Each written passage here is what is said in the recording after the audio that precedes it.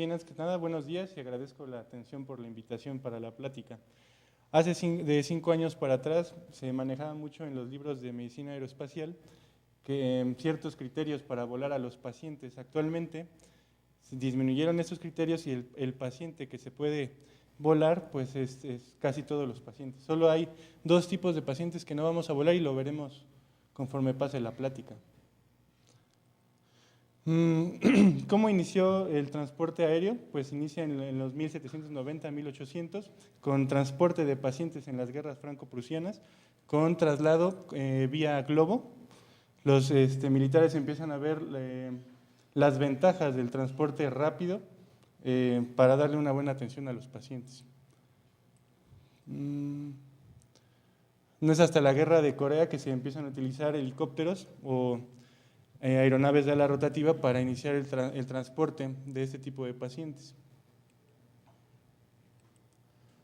En la guerra de Vietnam se quitan las dudas sobre el transporte aéreo y se empieza a capacitar a los médicos y al personal sanitario del ejército para hacer algunas maniobras arriba de las aeronaves. Y estos helicópteros se empiezan a modificar, colocándoles algunos sistemas de monitorización para el paciente. Bien, como podemos ver en esta tabla, hay algunas ventajas en cuanto a la mortalidad que teníamos en las primeras guerras y a la utilización y cuando se empieza a utilizar los helicópteros como ayuda para el transporte de los pacientes. Bien, ¿qué tipo de transporte aéreo tenemos? Pues tenemos básicamente 2, el ala fija y el ala rotativa, con sus diferencias anatómicas y diferencias funcionales. Si se dan cuenta, en el Estado de México no contamos ahorita con transporte de ala fija, que serían los aviones, como comúnmente los conocemos. En estos no hay gran modificación en la fisiología o en las alteraciones por altura. Cabe mencionar que tienen cabinas presurizadas. Por lo tanto, el tratamiento en el transporte sigue siendo igual que si estuviéramos en tierra. En cuanto a la ala rotativa, pues sí vamos a tener cambios por altura, por presión y por cambios en las situaciones de gravedad o fuerzas G. ¿Cuándo vamos a utilizar una ala fija? Cuando el transporte sea mayor a 300 millas, menor de 300 millas se utiliza un helicóptero. Eso es lo ideal. Historia de la coordinación. ¿Qué es lo que tenemos en el Estado de México? La coordinación de servicios aéreos se inicia en 1970 y se inician los transportes aéreos con este tipo de aeronaves, son helicópteros Bell 206, helicópteros pequeños que no eran modificados para hacer ambulancias.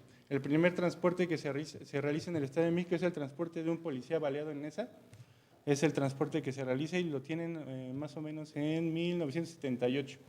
Después de eso, en 1994, se crea la unidad de apoyo aéreo, que era una unidad básicamente de una unidad policíaca.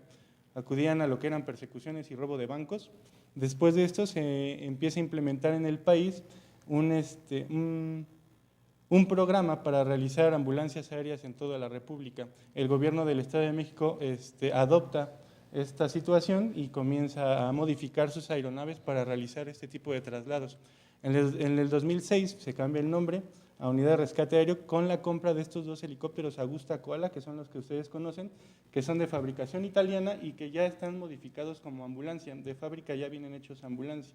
Y ahorita veremos algunas modificaciones que se le hacen a la aeronave para que puedan fungir como ambulancia aérea.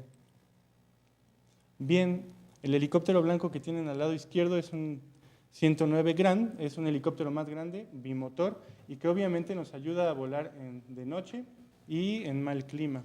Tenemos actualmente en la unidad de rescate 7 helicópteros, 4 de estos blancos y los demás son como los rojos.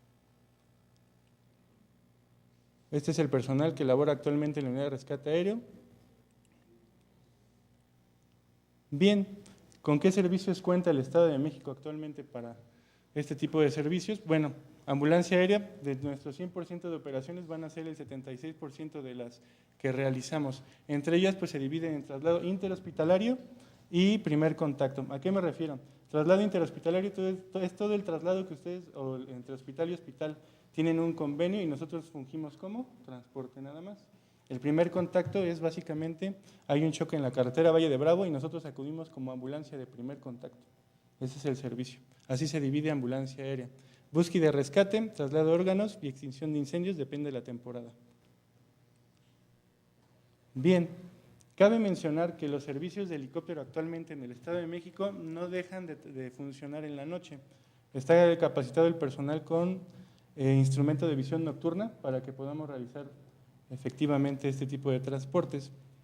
Si se dan cuenta, la cabina de un helicóptero es muy pequeña, por lo tanto el paciente que se debe trasladar debe ser un paciente en ciertas condiciones estable. Ahorita vamos a platicar un poco de esto.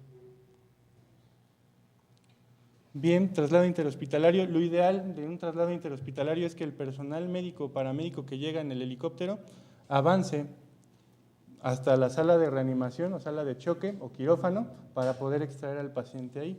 ¿Por qué? Porque tenemos que hacer al paciente aerotransportable. Y ahorita vamos a hablar de eso. ¿Vale? Tipo de traslado interhospitalario, el código MATER, que es la emergencia estatal. Traslado de recién nacidos, pacientes intoxicados, convenio con el Hospital Juárez. Todo paciente intoxicado dentro del estado tiene una cama en urgencias en el Hospital Juárez para ser tratado por toxicología. Politraumatizado, CBC y síndrome coronario agudo. Bien. Código MATER, de febrero del 2014 a actualmente, perdón, de septiembre a febrero, 615 servicios en este patrón. Los pacientes que trasladan la unidad de rescate aéreo, en cuanto a esta condición, pues son pacientes muy graves que afortunadamente ustedes nos reciben en la sala de choque. Bien, ¿cómo activar el sistema médico de helicóptero? Pues estos son los teléfonos. Cabe mencionar que cualquiera de ustedes puede activarlo, no necesariamente tiene que haber una dirección médica hacia el médico que está en la unidad de rescate. Si ustedes llegan a ver un accidente o algo así, lo activan y el helicóptero llega al lugar. Esos son los teléfonos. Al final de la plática viene el otro teléfono. Bien, información necesaria, nombre de quien reporta, tipo de apoyo que solicita, ubicación del paciente o accidente, impresión diagnóstica, esto sí es posible, pero aquí estamos hablando de traslados interhospitalarios. Aquí sí es importante decirme qué es lo que tiene su paciente. ¿Por qué? Porque yo entonces voy a utilizar equipo especial probablemente, como ventiladores o bombas de infusión, dependiendo cuántas bombas estén utilizando, yo decido cuántas bombas de infusión llevar o de cuántos canales. Ahorita lo platicamos. Signos vitales, eso es importante. Bien, en las imágenes, ¿esto qué? ¿Loco? Bueno, se recibe la llamada, el piloto y paramédico obviamente buscan las coordenadas, se busca el equipo ideal para el tipo de traslado que se va a realizar, ya sea incubadora, monitores, ventiladores, y se realiza el despacho del helicóptero. Esto no debe ser más tardado de 5 minutos, entonces en realidad es un procedimiento muy rápido. Ahora sí, medicina de aviación. ¿Alguna duda con cómo activar un helicóptero y los servicios que presta la unidad? Bien, fue importante mencionarlo para que obviamente conozcamos lo que tenemos en el estado. Eso es a lo que se dedica la unidad de rescate aéreo actualmente. Bien, medicina de aviación. Este doctor Paul Bert es el padre de la medicina de aviación y dio el término de hipoxia, médico francés. Bien, ¿qué cambios fisiológicos vamos a tener en vuelo? Pues tenemos, como en cualquier traslado, tenemos cambios por gravedad, ruido, vibración, sinestosis, temperatura y altura. Si se dan cuenta, va a ser una modificación que vamos a ver muy a menudo en el transporte en ala rotativa, que son helicópteros. En gravedad me refiero a las fuerzas G. ¿Ustedes saben cuántas fuerzas G mueve una ambulancia o cuántas fuerzas G se mueven en un helicóptero? ¿En qué tipo de transporte se verán más? ¿Dónde afecta más? ¿En una ambulancia vía tierra o en un helicóptero? ¿Ni idea? Pues nada más para que se den una idea. Las fuerzas gravitacionales son mayores en una ambulancia vía terrestre que en un helicóptero y son letales por arriba de 0.8 fuerzas G. Una ambulancia puede llegar hasta 0.12 fuerzas G dependiendo de su velocidad. Un helicóptero llega a 0.1 fuerzas G porque lleva velocidad crucero. Entonces no vamos a tener cambios por gravedad. ¿Vale? Ruido, vibraciones acústicas mayores a 75 decibeles. Una ambulancia que lleva una sirena puede llegar hasta 120 decibeles y producir pues alteraciones del estado de alerta. Vibraciones mayores a 20 Hz. Un helicóptero puede llegar a aprox 36 Hz más o menos, pero una ambulancia llega también a 86 Hz. ¿A qué me refiero? Que con estas vibraciones podemos tener daños microvasculares y producir hemorragia. Entonces, un paciente chocado, que lo estoy arriesgando a este tipo de vibración, pues obviamente va a sangrar. Sinestosis, temperatura y altura, pues son modificaciones que vamos a ver en cualquier tipo de traslado. Aceleración. Tenemos aceleración positiva y aceleración negativa. Estos son los cambios fisiológicos que vamos a tener. Para que puedan observar, si tenemos fuerzas G positivas, va a haber disminución de la tensión arterial, disminución de la presión venosa central, taquicardia reactiva y modificación del ST. En las negativas, elevación de la tensión arterial, elevación de presión venosa central, bradicardia y paro cardíaco. Ahora es importante, conociendo lo que les comenté de las fuerzas G, es conveniente volar a un paciente en estado grave o trasladarlo por tierra. ¿Cuál es la ventaja? ¿Por aire o por tierra? Actualmente se hace un estudio en Europa, de hecho fue en Francia, donde empiezan a comparar el transporte terrestre contra el transporte aéreo. En Holanda y en Inglaterra tienen ahorita helicópteros que están quitándole el trabajo a las ambulancias vía terrestre, dado a los cambios fisiológicos que se dan en una ambulancia por tierra. Tan solo una ambulancia que tenga una mala suspensión produce hemorragias continuas en un paciente chocado. Eso fue lo que descubrieron en estos estudios. Por lo tanto, lo que hacen los gobiernos de estos países es contratar empresas con helicópteros ambulancias y son los que están llegando a los lugares de emergencia. Bien, biológicamente, las vibraciones por encima de 20 Hz van a ser peligrosas. Ya les comenté más o menos, un helicóptero no va a pasar por arriba de 28 Hz. Una ambulancia sobrepasa por mucho este tipo de vibraciones. Actúan a nivel de los capilares y obviamente en órganos huecos. Bien, un helicóptero, ¿a qué altura va a volar? Pues su techo fisiológico es a 15,000 pies, no más de 20,000 pies. Un avión vuela aproximadamente a 50,000 pies. Los cambios fisiológicos por altura se dan por arriba de los 10,500 pies, dado que Toluca está a 9,600 pies, 9,700, tan solo el que despegue el helicóptero a 1,000 pies, estamos sobrepasando el techo fisiológico de un humano normal. Entonces, aparte le sumamos que un paciente está grave, pues vamos a ver muchos cambios por altura y por cambios de presión. Bien, aquí podemos ver en esta gráfica, conforme vamos subiendo, vamos elevándonos, la saturación de oxígeno va a disminuir. Por eso es importante que un paciente que se va a volar esté ventilado adecuadamente. 18,000.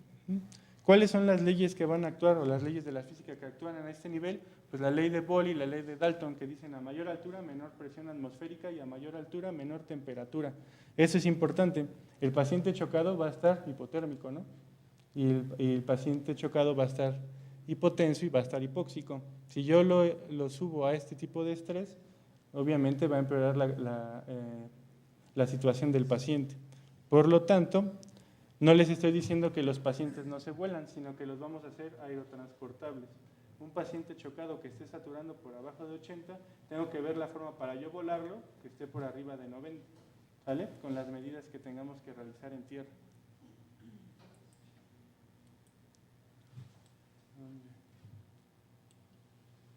Bien. ¿A dónde se le va? ¿Allá? Bien. Bueno, la gráfica. Todo paciente que se vuela tiene que ser manejado con oxígeno. Hace 3 años salió otro artículo que comentaba que el paciente que vuela por abajo de los 10,500 pies no se le tenía que administrar oxígeno. Después llegaron otros 10 artículos que debatieron este artículo, dado que los pacientes que volamos no son pacientes sanos, entonces están apegados al estrés de vuelo. Entonces todo paciente debe ser manejado mínimo con mascarilla reservorio. Bien, esta es la clasificación que utilizamos nosotros para ver si el paciente es aerotransportable o no respecto a la saturación de oxígeno. Un paciente con saturaciones por abajo de 90 no se va a volar. Entonces, en el momento tenemos que realizar algunas acciones para aumentar la saturación, ya sea la intubación o el manejo de un ventilador de diferentes parámetros. La hipotermia, por cada 1000 pies que se eleva el helicóptero, el paciente va a perder 2 grados de temperatura. Entonces, debemos tener a un paciente cubierto. Preparación del paciente. Como yo les comentaba, en el traslado interhospitalario, lo ideal es que el personal aeromédico entre a la sala de reanimación y ahí haga todas las maniobras que sean necesarias. ¿Por qué? Las ambulancias con las que contamos en el instituto son ambulancias que en realidad no tienen el equipo necesario, ni siquiera para el soporte básico de una vía aérea. Entonces, si yo tengo un paciente que está hipóxico y aparte necesita una intubación, en la ambulancia va a ser más complicada realizarla que hacerla en una sala de reanimación. Esos son ejemplos. ¿Vale? Entonces, lo ideal es que el paciente entre. Objetivo fundamental, pues eso ustedes lo saben, son los expertos. El manejo ideal de la madre proveerá de un manejo ideal al feto.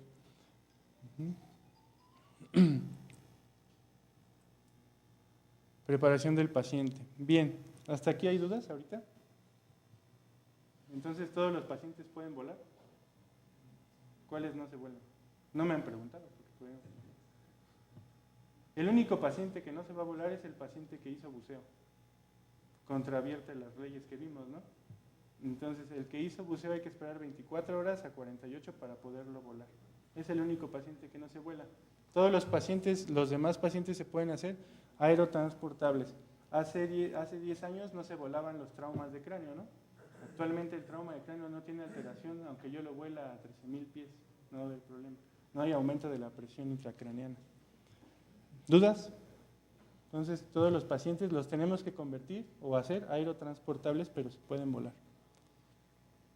Bien, en la preparación del paciente, el soporte de la vía aérea, bueno, aquí va a haber cambios, y eso ya lo debemos de saber. Los globos de las ondas y obviamente de las cánulas endotraqueales se tienen que cambiar aire por agua, agua por aire. ¿Por qué? Ya lo comentamos, a mayor altura, menor presión atmosférica, entonces los globos empiezan a aumentar de tamaño. Así como pasa en el intestino, hay distensión fisiológica, también los globos aumentan de tamaño y producen lesiones laringias. Entonces se cambian por agua. Los supraglóticos es importante también que lo manejen o con geles o con agua, no se manejan con agua, con geles, no con aire, porque aumentan casi el doble de su tamaño cuando sobrepasamos los 11,000 pies. Tan solo el pasar al DF tenemos que subir a 12,500 pies, entonces el volumen es muy grande. Entonces hagamos más rápido el traslado cambiando las soluciones de las mascarillas. Ventilación, mantener FIO2 altas antes del traslado. Aeromédico, esto es importante por lo que ya les comentaba. Vamos a exponer a un paciente a un entorno que es agresivo hacia él. El llevarlo arriba de los 10,500 pies va a ser agresión hacia su organismo. Y si de por sí el paciente está enfermo, hay que mantener ese tipo de saturaciones. Bien, importante las soluciones. En una aeronave, cualquier solución que sea de vidrio se convierte en un proyectil. Entonces, por ejemplo, lo que más observamos son las aminas, ¿no? Las empiezan a manejar con vidrio. Todas las soluciones de vidrio se tienen que cambiar a plásticos.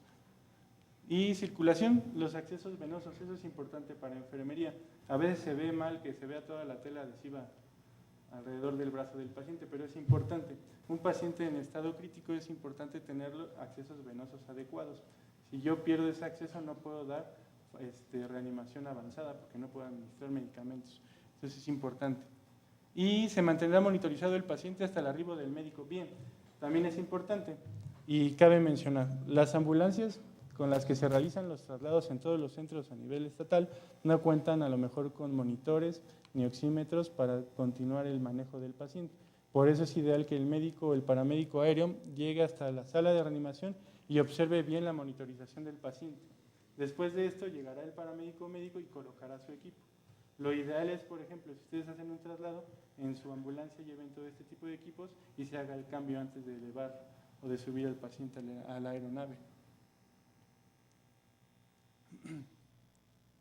Bien, la temperatura del paciente ya lo mencionamos, por cada 1000 pies de altura disminuyen 2 grados de temperatura. Entonces siempre deben de ir tapados. Bombas de infusión, esto es importante. Las bombas de infusión con las que contamos también en el instituto no son bombas que puedan volar. De hecho, las elevamos por más de 1000 pies y dejan de funcionar. Entonces es ideal que cuando ustedes soliciten un traslado mencionen qué fármacos están utilizando para llevar la bomba de infusión con la que nosotros contamos, que sí va a continuar su trabajo en el aire. Medicamentos de sedación y relajación. Bien, los medicamentos cuando sobrepasamos también los 10.500 pies pierden su efecto. Un midazolam que a lo mejor te duraba 1 hora, aquí te va a durar entre media hora y 25 minutos. Por lo tanto hay que aumentar la dosis. De eso se encarga el paramédico o el médico que viene en la aeronave. ¿Para qué se marca esto? Para entender que aunque el anestesio haya hecho un trabajo ideal abajo, en el aire hay que aumentar las dosis de los fármacos. Y la papelería correspondiente. Bueno, también ya esto es tema de ustedes. La paciente embarazada, después de las 24 semanas, pues se lleva en esta posición de cúbito lateral izquierdo. Bien, ¿qué es lo que va a hacer el personal aeromédico? Cuando llega el personal aeromédico hace una revisión rápida y simultánea de cabeza a pies y verifica la presentación que ustedes van a dar o que el médico de un centro de salud lejano les está dando. Hemos tenido problemas al traer pacientes probablemente a este hospital, no es que sea aquí nada más, que solicitan que el médico que atendió a la paciente en esta zona se traslade para acá y les presente al paciente en su sala de reanimación. Si se dan cuenta, la cabina del helicóptero no es tan grande como para llevarme 8 pacientes o 8 médicos. Entonces lo ideal es que su presentación se le hicieran por vía teléfono, hacen la presentación al personal aeromédico y el personal aeromédico les haga la presentación a ustedes. Eso es lo ideal. ¿Por qué? Toda operación de un helicóptero es una operación riesgosa, es peligroso. Desde que enciende el piloto del helicóptero se vuelve en riesgo. 1. 2. El médico que viene o no está acostumbrado a volar, su capacidad de trabajo en el aire es nula. De hecho, los médicos que han volado con nosotros van tomando fotos, o van asustados, o van vomitando. Entonces, es ideal, a lo mejor ahí hacer un convenio, que no sea necesario que tengamos que traer un médico de San Pedro Limón hasta el Hospital Mónica Pretelini para la presentación. Esos son ejemplos. Bien. Se realizan maniobras para hacer al paciente aerotransportable. Ya les comentaba, si un paciente tiene problemas ventilatorios, pues se realizará la intubación o se aumentará la FIO2 o veremos qué modificación se hará, pero todo paciente se puede volar. ¿Qué sí se puede hacer a bordo del helicóptero, pero no es ideal? Sí se puede intubar, se puede descomprimir, se puede dar reanimación, se puede desfibrilar y se puede medicar. Actualmente los helicópteros del gobierno del estado tienen una función de transporte medicalizado. Entonces, si tú me entregas a un paciente y le estás pasando medicamento, la función del paramédico médico es continuar el tratamiento que tú le estás dando. Esto tiene que ver mucho ya con código Mater, ¿no? El tratamiento de la hipertensión y todo ese rollo, pues nosotros continuamos dándolo. Al llegar al hospital, lo ideal, que debería de pasar siempre, es el personal aeromédico presenta al médico que recibe a la paciente en cuestión. Y como importante, zonas de seguridad en el helicóptero a donde jamás se deben de acercar, pues la parte trasera. De la mitad del helicóptero hacia atrás es importante que sepan que no deben de acercarse, y de la parte de enfrente, 12, 9 y 3, esa es la parte segura por donde deben de abordar un helicóptero como los que tenemos nosotros. ¿Por qué? Si ustedes llegaran a pegar la pala trasera o el rotor trasero, no solo se van a morir ustedes, van a matar a todas las personas que estén ahí. Lo que hace el helicóptero cuando le pegan al rotor trasero es girar. Muchas vueltas. Entonces se van a morir todos. Por lo tanto, esa zona es de riesgo. Vale. Este es el contacto con la unidad de rescate aéreo. ¿Alguna duda hasta ahorita?